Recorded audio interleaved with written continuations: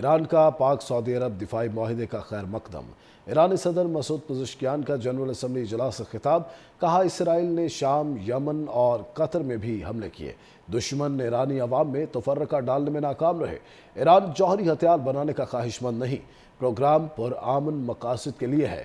ایران حملہ آوروں کے سامنے گھٹنے نہیں ٹیکے گا، کہا اسرائیل نے شام، یمن اور قطر میں بھی حملے کیے، دشمن نے ایرانی عوام میں تفرقہ ڈالنے میں ناکام رہے۔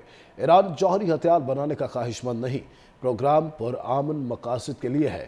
ایران حملہ آوروں کے سامنے گھٹنے نہیں ٹیکے گا، کہا اسرائیل نے شام، یمن اور قطر میں بھی حملے کیے، دشمن نے ایرانی عوام میں تفرقہ ڈالنے میں ناکام رہے۔ ایران جوہری ہتھیار بنانے کا خواہش مند نہیں، پروگرام پرامن مقاصد کے لیے ہے۔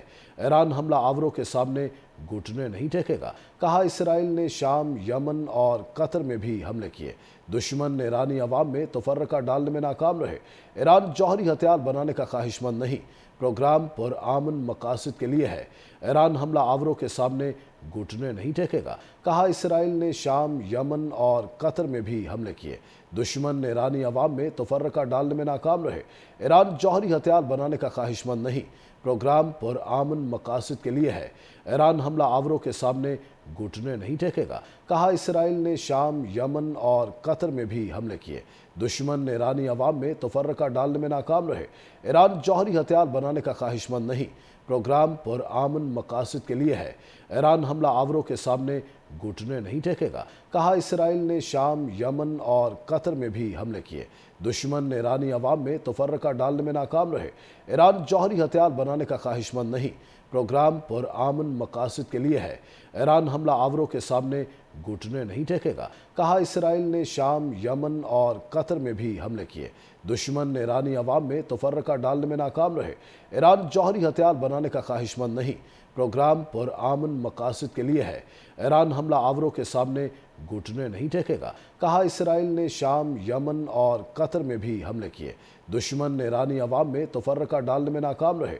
ایران جوہری ہتھیار بنانے کا خواہش مند نہیں، پروگرام پرامن مقاصد کے لیے ہے۔ ایران حملہ آوروں کے سامنے گھٹنے نہیں ٹیکے گا، کہا اسرائیل نے شام، یمن اور قطر میں بھی حملے کیے، دشمن نے ایرانی عوام میں تفرقہ ڈالنے میں ناکام رہے۔ ایران جوہری ہتھیار بنانے کا خواہش مند نہیں، پروگرام پرامن مقاصد کے لیے ہے۔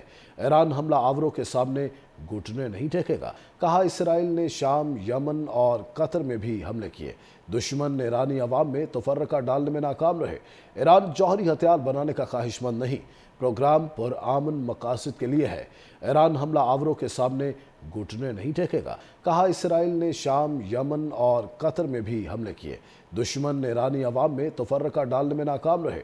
ایران جوہری ہتھیار بنانے کا خواہش مند نہیں، پروگرام پرامن مقاصد کے لیے ہے۔